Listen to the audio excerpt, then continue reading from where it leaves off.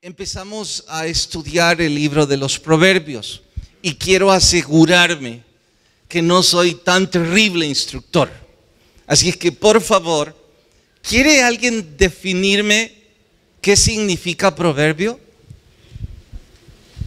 No más uno.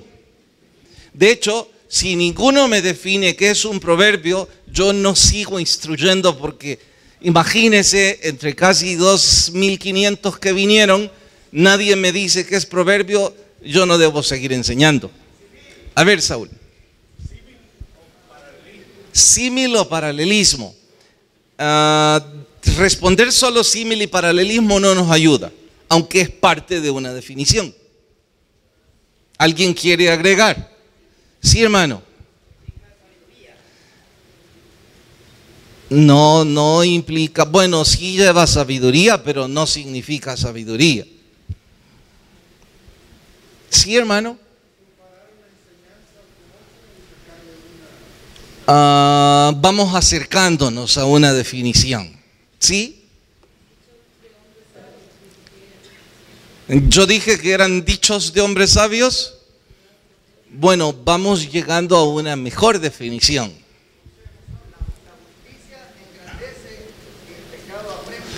Eso fue un ejemplo, pero no es una definición de proverbio.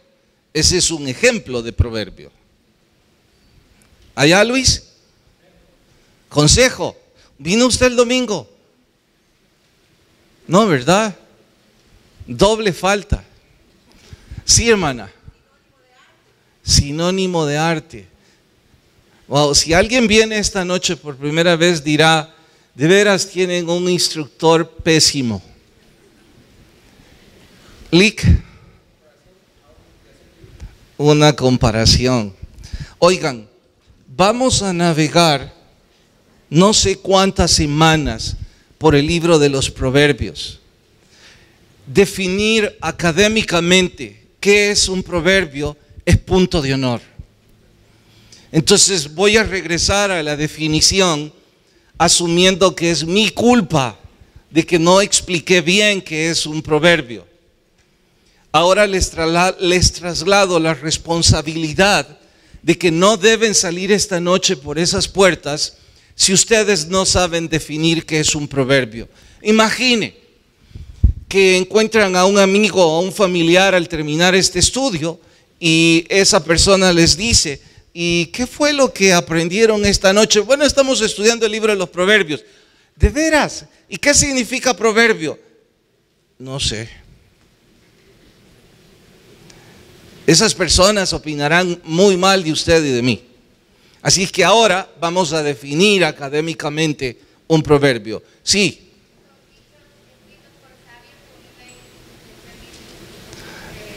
Se están acercando. En el diccionario usted va a encontrar definiciones como un refrán, dichos de hombres sabios, figuras retóricas y desde luego que son atinadas, pero no bíblicas. Entonces la definición que yo voy a sugerir es una definición en el contexto bíblico. Diremos que son dichos de hombres sabios, pero con inspiración divina. Eso provoca un abismo entre un refrán cualquiera y la palabra de Dios. Porque en efecto hay muchos refranes en cada cultura y tienen filosofía, diría yo, con cierta restricción, tienen sabiduría, pero no inspiración divina. En este caso, los proverbios de la Biblia son dichos de hombres sabios con inspiración divina. ¿Está claro hasta acá? La definición no la he terminado. Les dije que la palabra proverbio venía del hebreo machal, que se traduce al español como símil o paralelismo. Entonces, voy a seguir la definición. Ya estoy en la primera parte y quiero asegurarme que todos la recuerdan.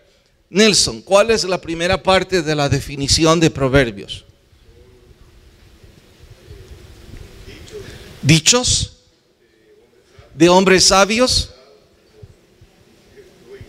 con inspiración divina. Hasta ahí no es suficientemente académica, aunque es buena. Lo que la convertirá en plenamente académica es lo que sigue. Dichos de hombres sabios con inspiración divina que usan el símil o el paralelismo como figura retórica para mejorar la enseñanza. Ahí sí es completa. Dichos de hombres sabios con inspiración divina que usan el símil o el paralelismo para una mejor enseñanza. Para quienes de ustedes no vinieron, oiga, pero no entendemos qué es un símil o un paralelismo. Puse un ejemplo, Proverbios, no lo busquen, ya me acordé cuál es. En fin, ese proverbio dice, la justicia, a ver si se acuerdan, engrandece. Esta es la enseñanza. Supongan que esta noche yo quiero dar una enseñanza y que yo fuera uno de esos oradores del libro de los proverbios con un coeficiente intelectual superior al promedio, porque hablar en proverbios es un grado elevado al promedio de escritores bíblicos, por la belleza y el arte con la que ellos escriben. La enseñanza simple y sencillamente que quiero dar es la justicia engrandece, punto. Eso es lo que quiero que recuerden. Pero como soy un orador, estoy suponiendo el caso, que puedo hablar con elegancia y con elocuencia, voy a construir mi enseñanza con un símil o con un paralelismo. Símil es la raíz de la palabra similar, o paralelismo es de algo que se pone a la par.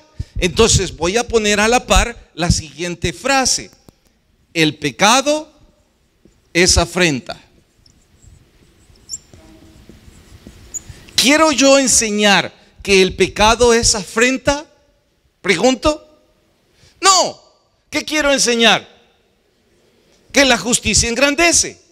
Pero ocupo una frase opuesta, paralela o semejante para resaltar esta verdad.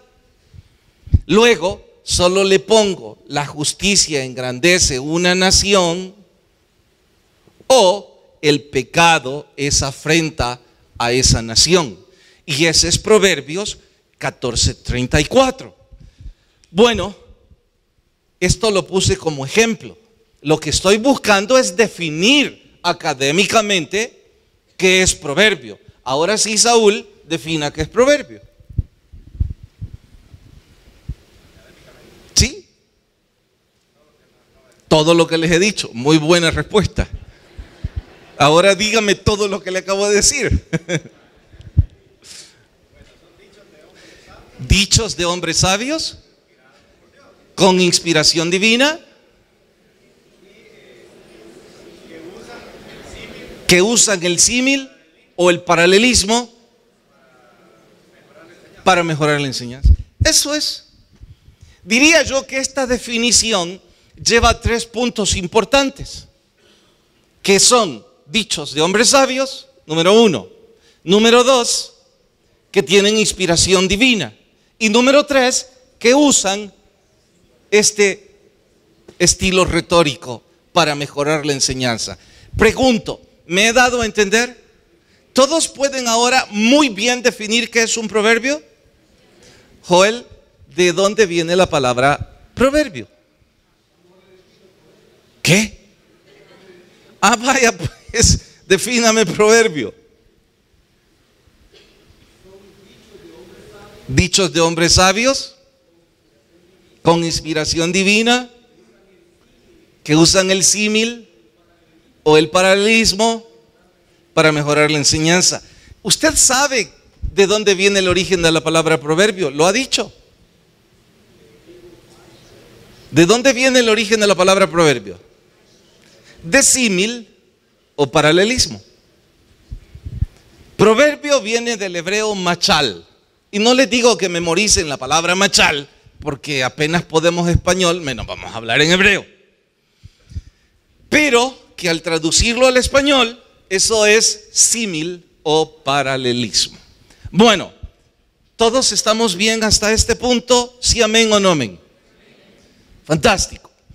Debo ampliar la definición y advertir que el paralelismo o símil es uno de los muchos recursos retóricos que los hombres sabios ocupan para poner belleza a la enseñanza. Entre esos estilos retóricos están parábolas, enigmas, endechas, discursos, sátiras, oráculos y quién sabe cuántos más.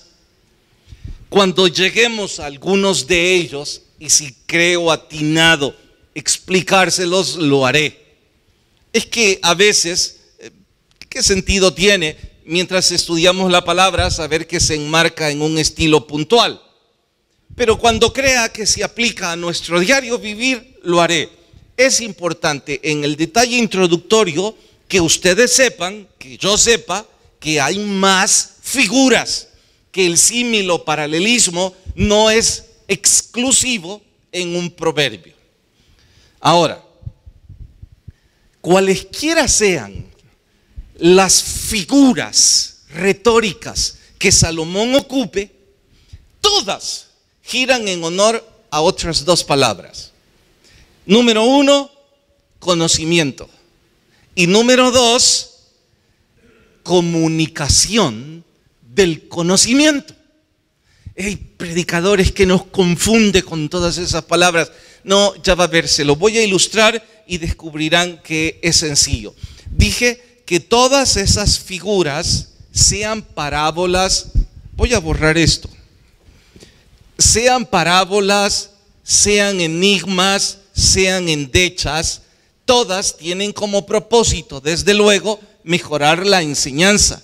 Todas llevan belleza. Todas llevan un entorno de dos palabras, que es conocimiento y la segunda, comunicación. Recordemos el proverbio: la justicia engrandece a la nación, mas el pecado es afrenta a las naciones. Les pregunto, ¿cuál es el conocimiento en ese proverbio?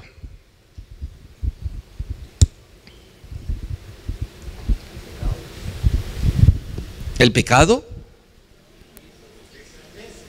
Que la justicia hace grande a una nación. Yo les expliqué que yo estaba el domingo, que yo no dejaba de sorprenderme y todavía sigo abrumado cuando leo un poco de historia y descubro que los países de Europa del norte, dicen las estadísticas que son algunos de ellos las mejores naciones para vivir en el mundo. Yo les dije que no dejaba de sorprenderme porque en sus orígenes esa fue una región devastada y saqueada por gente sanguinaria, pero que ahora ocupan cero inflación, cero criminalidad, seguro médico el mejor del mundo y cosas similares, que esa justicia humana los hace grandes en el mundo. Bueno, eso es conocimiento. La otra palabra es comunicación. ¿De qué estoy hablando? El arte de saber comunicar el conocimiento. Esos son los dichos de hombres sabios. Ahora se lo diré en un español más nuestro. Yo creo que todos conocemos alguna persona o algunas personas que saben mucho, pero no saben explicar nada de lo que saben. ¿Conocen personas así? No mucho. Les cuento. Recuerdo en la universidad aquel profesor que cuando se paraba en la pizarra, al frente de la pizarra, empezaba a derivar, luego integraba, luego los sólidos les daba vuelta y terminaba la clase y yo no le entendí ni el apellido. Pero todo lo que escribió ahí era muy bueno. No tenía ningún error. No es que él memorizó nada, él sabía hacer eso, pero no sabía explicarlo. Entonces no tenía el arte de la comunicación, aunque tuviera el conocimiento. ¿Me estoy dando a entender ahora? ¿Sí conocen ese tipo de personas? Bueno, también está el otro extremo. Los buenos comunicadores que no saben nada. Y no es una crítica a nuestros asuntos políticos en el país, pero yo diría que la mayor parte de los políticos, no de este país, en Latinoamérica, no saben lo que están hablando, pero hablan bien. Prueba de ello es que después de que dijeron todo lo que no saben, usted dice, ¿me convencieron? Voy a votar por ellos. ¿Perdón? ¿Les aplauden? ¿Usted les aplaude? Ah, bueno, les aplaude. Son buenos comunicadores, aunque no tengan conocimiento. Bueno, el entorno de los proverbios es conocimiento más el arte de la comunicación. ¿Me he dado a entender hasta este momento? Por eso se ocupan parábolas, enigmas, endechas y otras cosas más. Aquí cabe acotar, Salomón no es el único que escribió proverbios. Hay algunos otros en la historia que están registrados como escritores sagrados que escribieron proverbios. Cuando lleguemos a esos proverbios, les mencionaré y les presentaré a esos escritores, si es que tenemos suficiente información. De hecho, hay uno que a mí me intriga, que no dejo de seguir buscando respecto a su biografía. Es el príncipe Lemuel, porque él escribió uno de los que a mí más me apasiona. Pero cuando lleguemos a él, les digo, este no es de Salomón, este es del príncipe Lemuel. ¿Qué sabemos de él? Pues en su oportunidad les digo. Basta para este momento en cuanto a detalles introductorios del libro.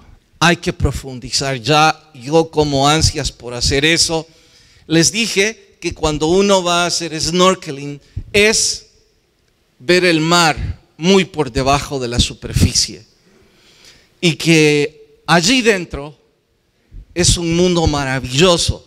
Bueno, por eso les digo, profundicemos. Hasta ahora solo he estado en la superficie. He estado tratando de darles un marco teórico de este libro.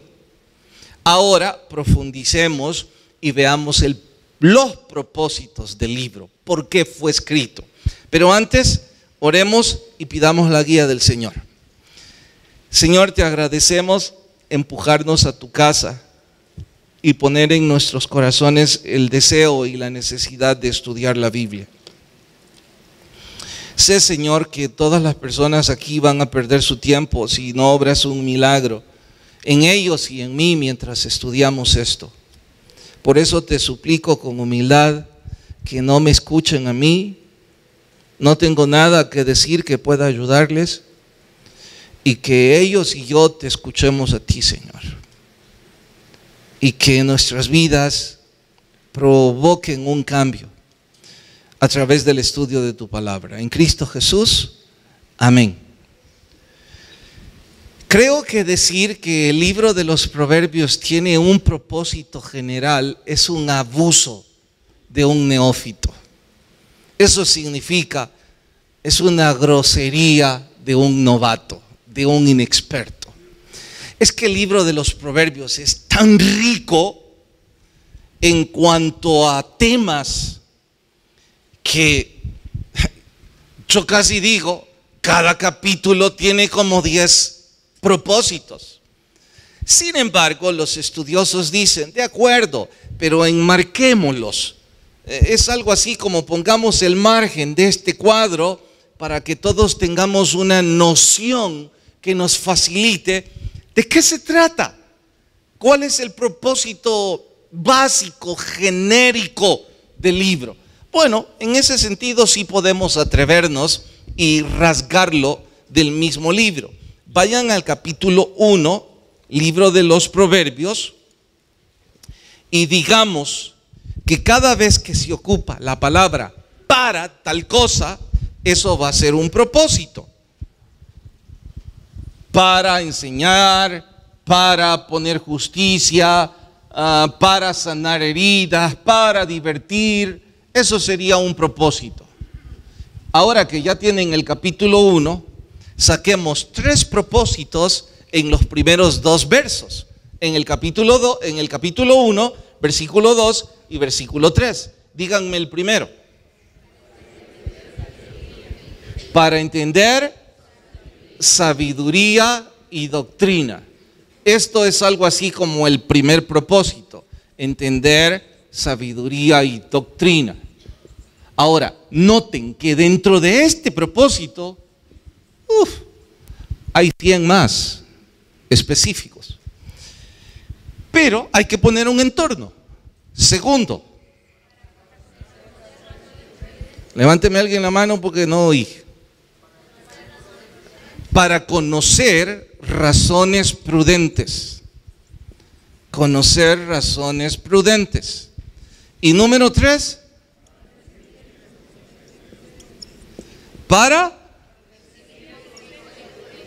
para recibir 3 cosas, dice ahí: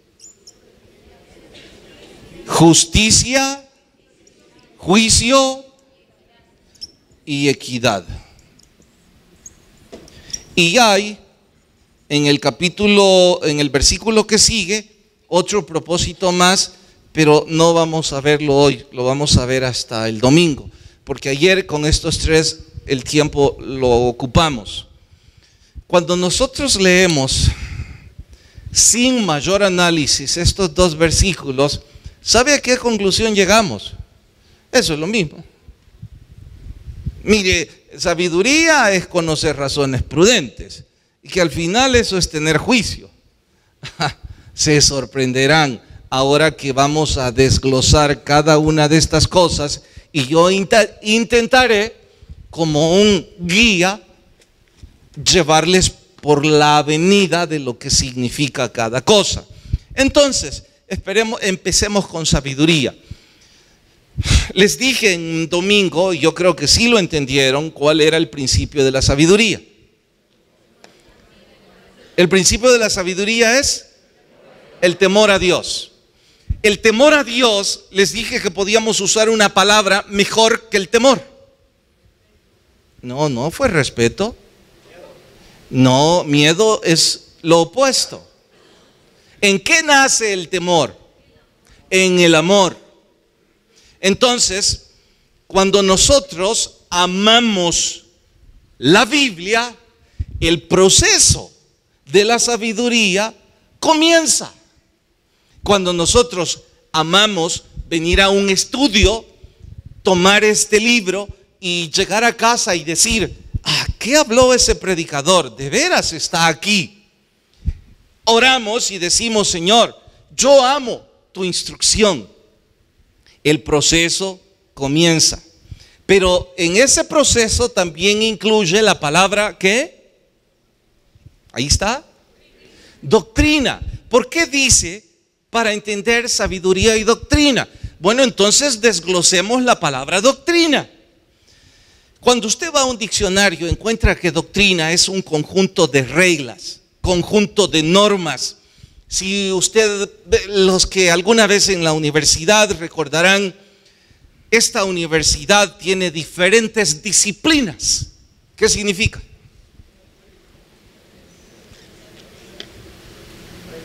¿Nadie dice qué significa? ¿Nadie? A ver, Mauricio, te vi por aquí. el eléctrico, aquí estás. Ok. Cuando dicen en la Universidad Nacional tiene diferentes disciplinas, ¿qué están diciendo? Diferentes áreas de conocimiento, diferentes doctrinas. Eso es diferentes disciplinas o diferentes carreras o diferentes decanatos se llaman, no, escuelas en la Nacional, ¿verdad? O diferentes escuelas o corrientes de pensamiento. Bueno, eso es una doctrina. Entonces aquí nos está diciendo que vamos a entender sabiduría y doctrina, pero la palabra que más se asocia a entender doctrina es disciplina. Y ahora les voy a dar la que a mi gusto es la mejor definición de disciplina. La mejor definición de disciplina, y se van a sonreír, es autodisciplina. ¡Ey! ¿De qué está hablando? Se los explico. Uno busca una definición mejor construida y descubre que disciplina es la cualidad de adquirir conocimiento o la capacidad de autocontrol. Eso es disciplina. Entonces le doy vuelta a todo lo que los libros dicen y en mi español yo digo que disciplina es autodisciplina. Denme un ejemplo ustedes de autodisciplina. Juan, denme un ejemplo de autodisciplina en su vida.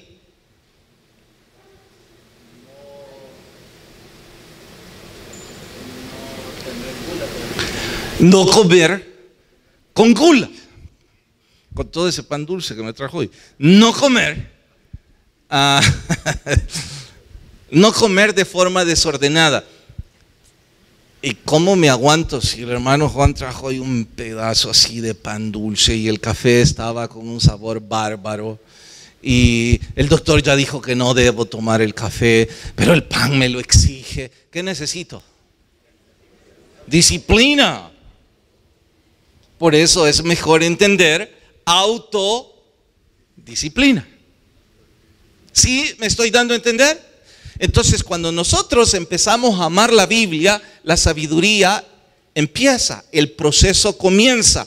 Aparece un dicho de hombres sabios que nos dicen, en una forma de símil, los malvados están bajo el control de sus impulsos. Ocupemos el ejemplo de Juan y digamos que los que comen demasiado son malvados, que aquí está lleno entonces de malvados, se nos nota. Entonces los malvados están bajo el control de sus impulsos. ¿Por qué? Porque vimos el pan, el café, la Coca-Cola y no nos importó lo que nos dijeran. No nos controlamos y nos comimos todo lo que vimos. ¿Qué fue lo que nos movió? Nuestros impulsos. Hagan un símil y vuélvanse hombres sabios esta noche. Creen un proverbio. Los malvados están bajo el control de sus impulsos. Como opuesto ocupen los justos.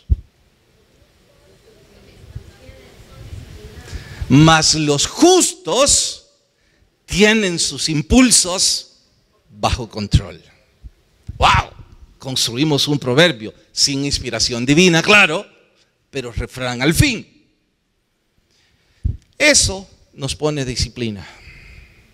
Que debemos tener control de nuestros impulsos. ¿Me estoy dando a entender?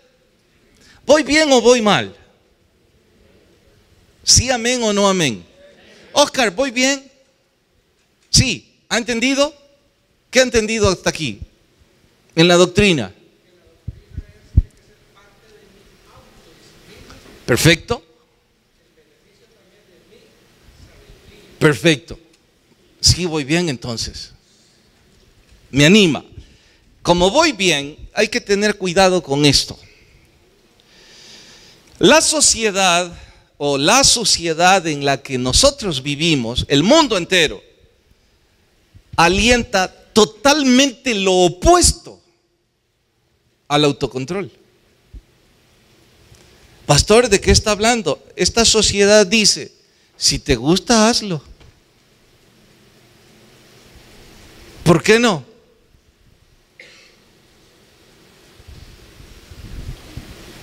¿Que estoy exagerando? Bueno, déjenme mostrarles ejemplos. El anuncio de los cigarros, ¿qué es lo que nos dice? Les voy a recordar uno de los anuncios que se convirtió, ganó varios premios, el de Marlboro. Yo creo que ya no existe la marca, ¿o sí existe? Bien saben esas cosas. Bueno, salía un fulano en un caballo de 2 metros, su altura, y el tipo era un vaquero y con una pinta de alguien con mucho valor, que no importa la nieve, no importa nada, está cabalgando y en medio del frío saca un cigarro y ¡ah! Y un montón de hombres diciendo, yo soy como ese cowboy. Y nos dicen, si te gusta fumar, hazlo. Y durante años nos dijeron eso, hasta que la Organización Mundial de la Salud descubrió que, ya sabían, pero hasta entonces pudieron poner un control. Y dijeron, no, momento, si te gusta el cigarro, no simplemente hágalo, sino que disfrútelo, pero con moderación. Disfrútelo. ¿Ocupen otra palabra que no sea con mesura? No, una que estamos usando aquí. No, no hemos usado prudencia. Fume, pero contrólese. Fúmese uno, ¿verdad? Al día.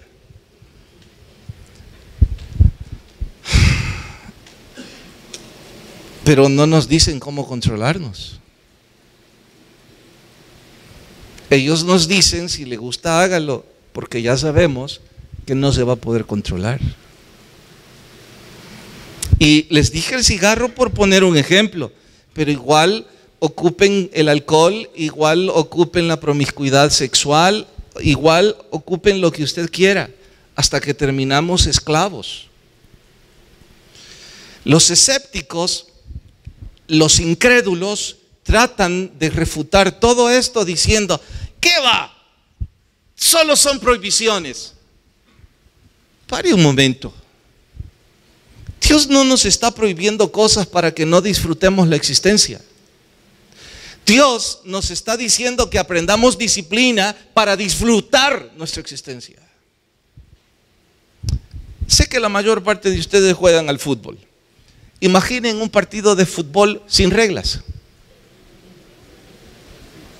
¿Qué es eso? ¿Boxeo? No, porque el boxeo tiene reglas. No, el boxeo es algo ordenado. Cuando ya le han roto la boca a alguien, paran. El fútbol sin reglas no paran después de romperle la boca a alguien. ¿No sabía? A mí me rompieron la nariz y nadie paró. Solo me sacaron, se rompió la nariz, dijeron, y siguieron jugando. Aquí están varios de ellos. Se están riendo, es cierto. ¿Qué es un partido de fútbol sin reglas? Es un desastre. Aún con reglas, hay partidos que se vuelven un desastre. Entonces, ¿para qué son las reglas del partido? Para que disfrutemos el partido. Dios ha dejado reglas para que nosotros disfrutemos nuestra existencia. Y por eso necesitamos doctrina. Por eso necesitamos disciplina. Por eso necesitamos autocontrol. Y por eso necesitamos los dichos de los hombres sabios, para amar la palabra de Dios. ¿Me estoy dando a entender? Bueno, quienes no aman esto, ¿cómo van a controlarse? De hecho, les quiero preguntar a todas las mujeres que aquí están. Creo que voy a ser un poco grosero en decírselos, pero es importante que se los diga. ¿De dónde han sacado ustedes, damas, que su pareja les va a ser fiel si su pareja no ama a Dios? ¿De dónde saca semejante locura? Pastor, está insinuando que mi marido tiene pensamientos infieles. Pastor, está diciendo que mi marido ve a la mujer que va ahí, que no soy yo. Pues sí, eso estoy diciéndole.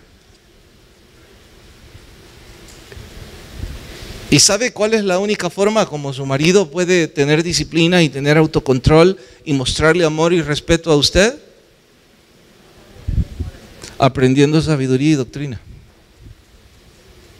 Porque de otra manera no nos para nadie. ¿Qué necedad la de aquella mujer que cree que por bonita, estudiada y astuta va a tener a su marido bajo control? Usted, hermana, no aprendió nada de sabiduría ni de doctrina. Dios quiera que su esposo sí, porque no hay forma. ¿Por qué, pastor? Bueno, dígame, ¿significa que a su esposo ya no le gusta el sexo opuesto? Solo yo debo gustarle. Está loca.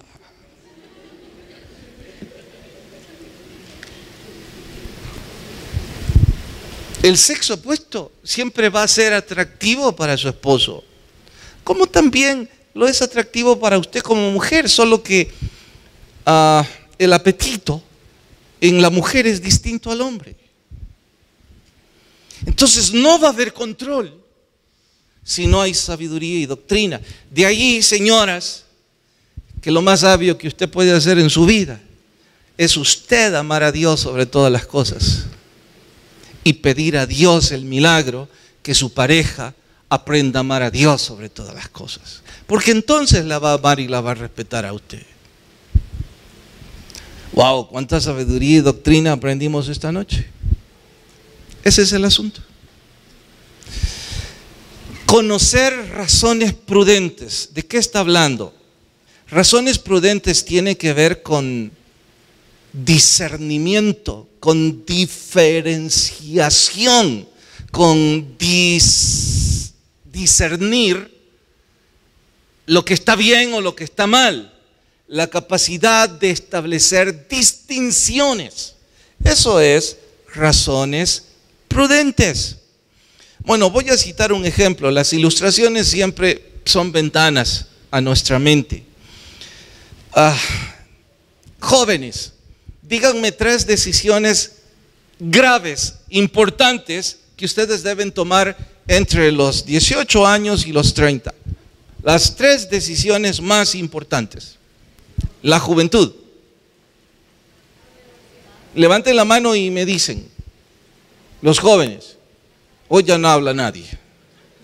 A ver, hija, ¿qué voy a estudiar? Eso es vitalmente importante. ¿Qué más? Eso es lo único importante que la juventud decide hoy día. Por favor, ¿qué más? A ver. Estudio, trabajo, pareja. ¿En qué voy a trabajar? ¿En qué voy a dedicar mi fuerza laboral? Perfecto, es la segunda decisión más que importante en la vida. Y tercero, dijiste, ¿con quién me voy a casar? Imagínense, se equivoca. ¿Por qué se ríen, señoras? Se equivocaron. Lo siguen pagando. Bueno, entonces son decisiones más que importantes. Ustedes, los jóvenes, necesitan razones prudentes para tomar esas decisiones. ¿Cierto o no cierto? Bueno, hablemosles a los adultos ahora. Díganme 3 decisiones importantes que deben tomarse en la adultez. Eso significa de los 30 años en adelante. Vamos. La jubilación.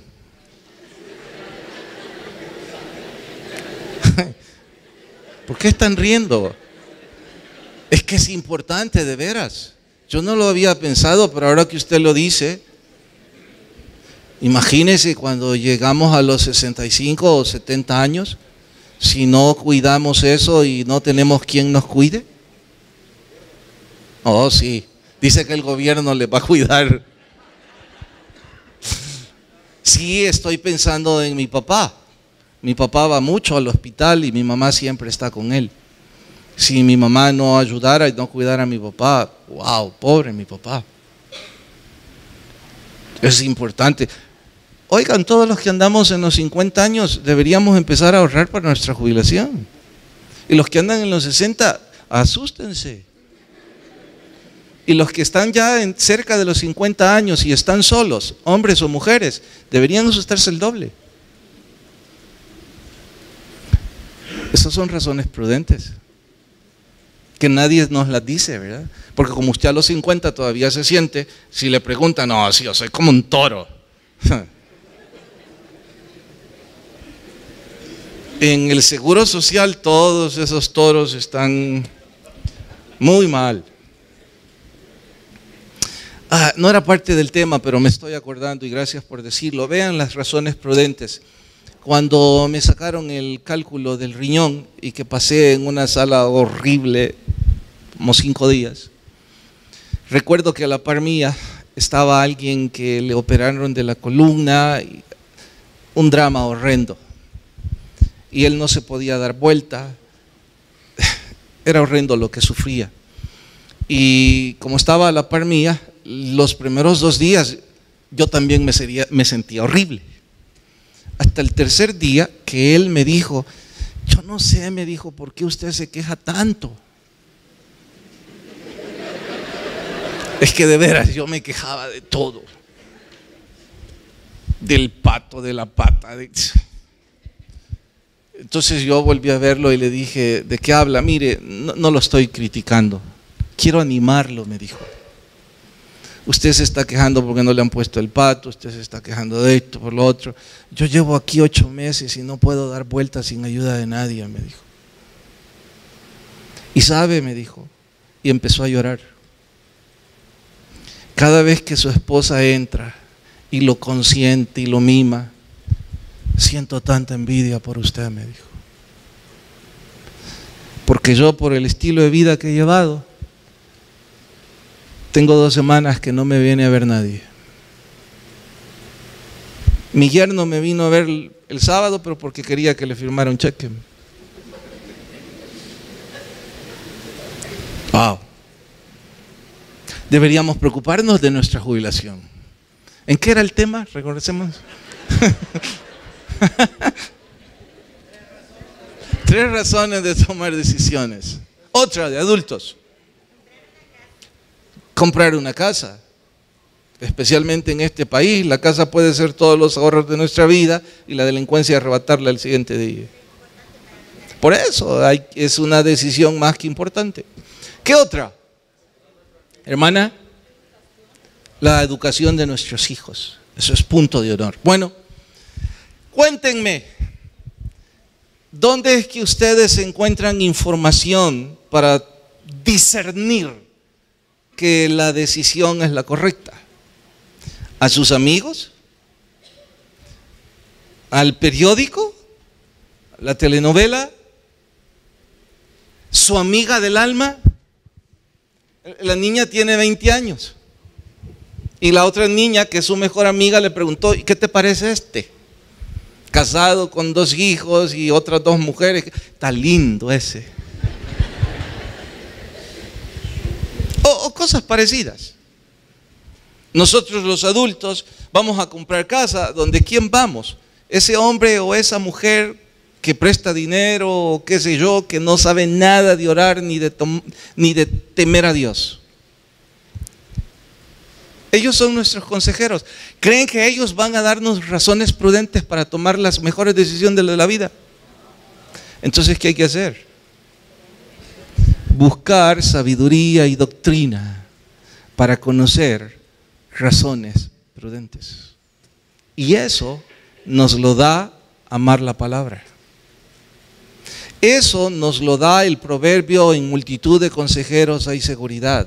Eso nos recuerda: ¿tomará el hombre mujer ajena entre sus brazos? Es como tomar carbón entre sus manos y ponerlas en el pecho. ¿Se quemará? Bueno, igual se va a quemar si está saliendo con mujer ajena. Son razones prudentes. Entonces usted dice: no, esta es mujer ajena. Eso es lo que la Biblia nos da. ¡Wow! ¡Qué descuido no aprender esto! ¿No les parece? Finalmente, ¿dónde vamos a encontrar razones prudentes? Díganme 3 cosas que hay que hacer. Leer la Biblia, orar y congregarnos. Cuando menos 3 cosas que hacer para encontrar razones prudentes.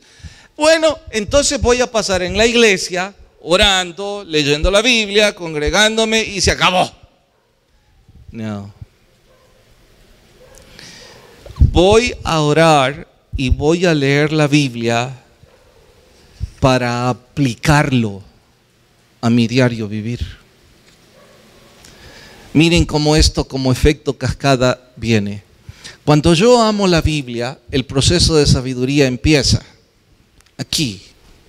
Cuando yo amo estudiar la Biblia, cuando yo amo congregarme, cuando yo como ansias por saber qué capítulo sigue ahora, el proceso de sabiduría comienza y la autodisciplina empieza a empujarme a leer algo y a instruirme. Cuando yo empiezo a instruirme y tengo mis impulsos bajo control, entonces las razones prudentes empiezo a conocerlas.